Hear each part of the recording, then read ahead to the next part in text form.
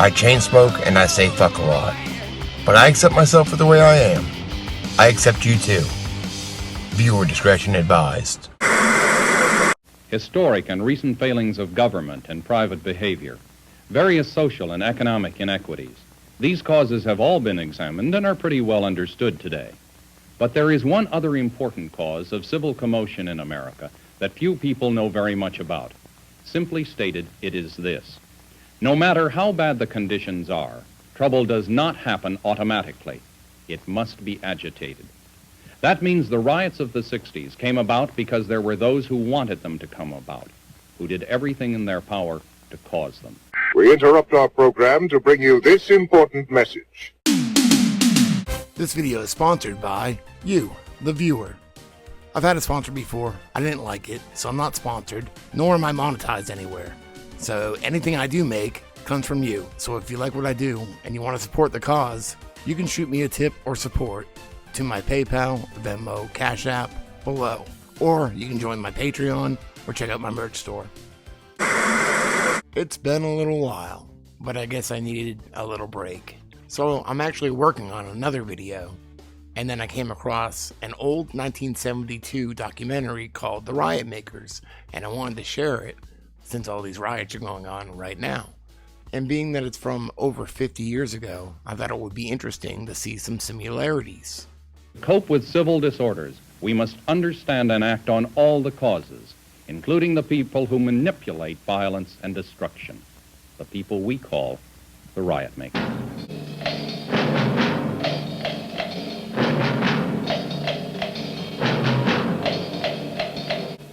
A chemist knows that if he drops a block of sodium in water, it will explode.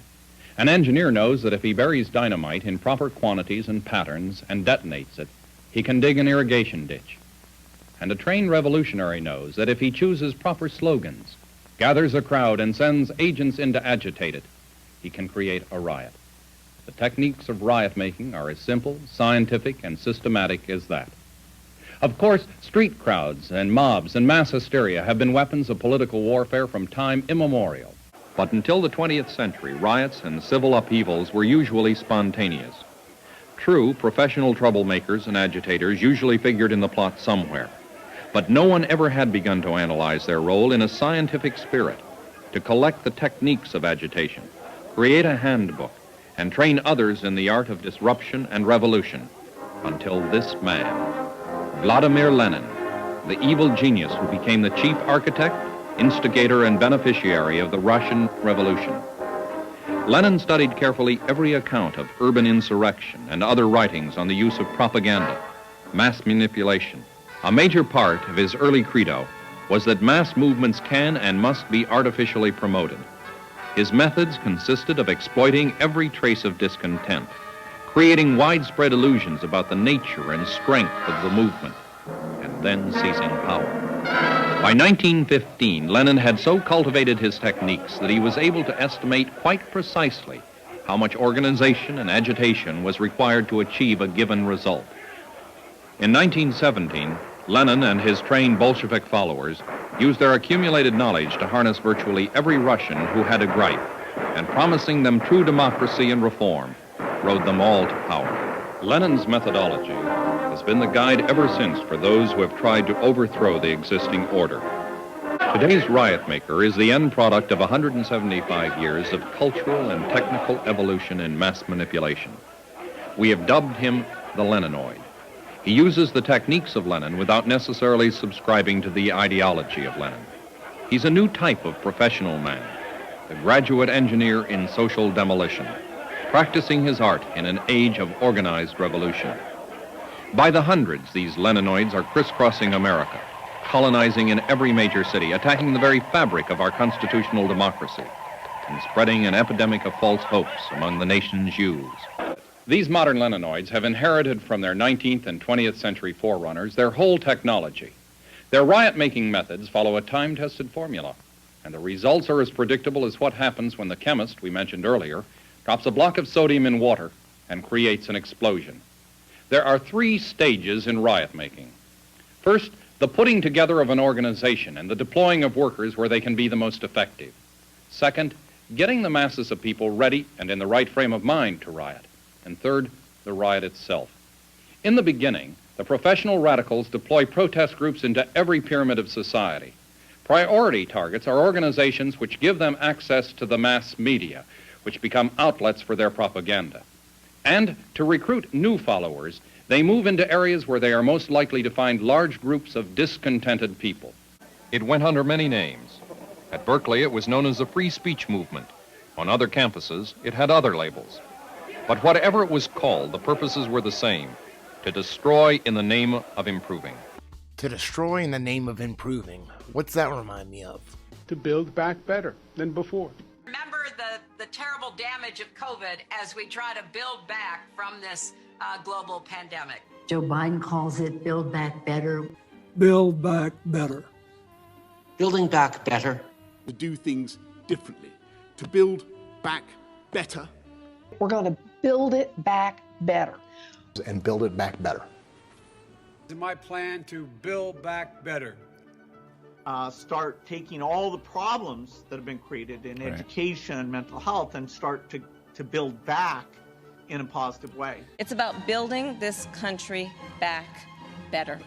Build back better. It's a big effort to, some would say, to build back better. And behind the demonstrations were the skilled organizers of the New Left, carefully staying in the background to give the movement a look of leaderlessness, of spontaneous action. But their methods and objectives were clear. They recruit their hardcore active members usually on a one-to-one basis. They go knocking on dorm rooms and ask a person to commit themselves to a cause. And that cause usually is phrased in idealistic terms. And the people who go knocking on these doors are armed with facts and figures that the dorm resident usually isn't ready to refute. Once their organization is formed and the key workers trained and deployed, the Riot Makers are ready for stage 2, the preconditioning of large groups of basically uncommitted persons. When the time is ripe for mass action, these are the people who must be counted on to respond. The goal is to set up hate targets, develop issues, and create a climate of hostility that will draw people together, make them act as a unit, and follow their leaders anywhere when the signal is given. They must be conditioned to accept violence as an instrument of change and convinced of the necessity for direct action. They must give up their individual identities and act with the crowd without questioning the morality of the act. There are many proven ways of accomplishing this. The whole group identity thing. I made a video about this about 5 years ago called Parting the Poles. I will leave a link to that too below. I suggest you watch it if you haven't. One way is the in-group, out-group tendency, which motivates most people. It's human nature to want to be in, to become a member of a group. If initially you may not agree with some members of the group, social pressure forces you in anyway. You forget your differences in your desire to be with the rest of the crowd. And suddenly you're not only there on the inside, but you're actively opposing the out-group. This explains, partially at least, the large numbers of students who were drawn into the New Left movements during the 60s. They joined because that seemed to be the place to be, the thing to do, rather than because of any philosophical commitment. And the fact that the whole thing may have been programmed by professional radical organizers didn't change their desire to belong. Another preconditioning tool is hate targeting, based on the principle that the best way to win an ally is to find a common enemy. We've all seen examples. Hate him because he's white. Hate him because he's black. Hate him because he's the law. Hate the establishment, whether it's the government of the United States, the trustees of a university, or the leaders of industry. The reasons don't have to make sense. The main thing is to focus the hate. And people with nothing else in common are suddenly united. And to keep emotions at a high pitch, the trained propagandist makes skillful use of slogans, again borrowing a page from the Leninist handbook.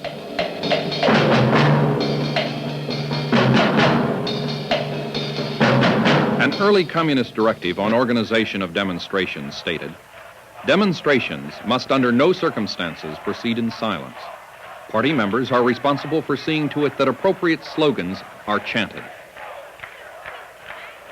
The same technique is practiced today by the professional shepherds of today's herd of demonstrators, especially the young. The aim is to generate a kind of pep rally hysteria that sweeps away all moderation and reason and reduces a crowd to a state approaching mindlessness. Stage 3, after the organizing and the preconditioning, is the actual incitement to riot, including the staging of the initial violence if necessary. In any mass action of this type, creating the crowd nucleus is of the utmost importance. In this day of instant communication, the initial concentration attracts the all-important television cameramen and news photographers, and these in turn attract more people to the commotion. The result is a snowballing effect, and a crowd many times the size of the original nucleus is formed. Creating the nucleus is not difficult for a well-developed radical organization. It can be as simple as ordering a dozen or more leaders deployed in various sections of the city to produce a few demonstrators each. This provides enough commotion so that, augmented by the ever-present curious bystanders and the excitement seekers, a respectable demonstration can be held. Sometimes, at a critical moment in community or world affairs, the local radical corps on its own initiative makes the decision to invoke radical tactics. But most of the rioting in American cities in the 1960s started with what has been called the fishing in troubled waters technique, which is what happens when the organization swings into action to take advantage of a spontaneous and unforeseen event. It can be a trivial incident, but in a preconditioned atmosphere and with an organization trained to react instantly to any spark, the way a fire department does, but for the purpose of fanning and fueling, not extinguishing, the resulting explosion can rock a city and start a chain of events that spreads across the entire country. When confrontations do occur, the rioters are armed with a lethal array of weapons, most of them homemade. Giant slingshots in Berkeley, cherry bombs coated with glue and tacks for hurling into police lines, water pistols for shooting ammonia at police horses, lead and steel pipes, blackjacks and chains, aerosol cans of oven cleaner for spraying police, stink bombs, Molotov cocktail bombs, and pipe bombs. And for those who need instructions, they're available. When the police fight back, which they eventually must do when their direct orders are defied or in self-defense, the radicals are ready with their cries of police brutality. This is a standard tactic of the extremist, and the propaganda barrage turns many otherwise clear-thinking citizens against the police, which of course is exactly what the radicals want. And the few demonstrators who are hurt, usually not as seriously as they pretend, become martyrs to the cause. These so-called unprovoked assaults on innocent spectators moved the liberal New York Post columnist Harriet Van Horn to write, "I shall never forget those young bloodied heads. Suddenly the students seemed so young, so vulnerable, and the police so incomprehensibly cruel." While she was writing this about the 1968 riot at Columbia University, Mark Rudd, leader of the action that shut down Columbia, one of the world's greatest centers of learning, had this to say: "This cop violence is good. We're going to get lots of help." Which follows precisely the guerrilla theater scenario written in 1902 by a young Russian radical. Street demonstrations are the most effective revolutionary weapon, he said, because they can compel police to use force that cannot help but strike the innocent spectators as well as the radical organizers. The government will continue to win, he wrote, but a few more victories like these, and the government's fall is inevitable. The young radical who said that is known today by the revolutionary name he later took, Joseph Stalin. While commissions and panels sift the ashes and seek solutions to the violence of the 60s, the real threat, the real catalyst, is still at work. Whether their future shouts are for peace or prosperity, for bread or for justice, when the issue becomes one for the streets, those in charge will not be the idealistic amateurs or the righteous crusaders. They will be the Leninoids, a small corps of trained and dedicated revolutionaries, the Riot Makers. Listen to them and be on guard. If you want to watch the whole documentary, I will leave a link below in the description. But until then, I'm going to go work on this other video, and hopefully I'll see you guys soon.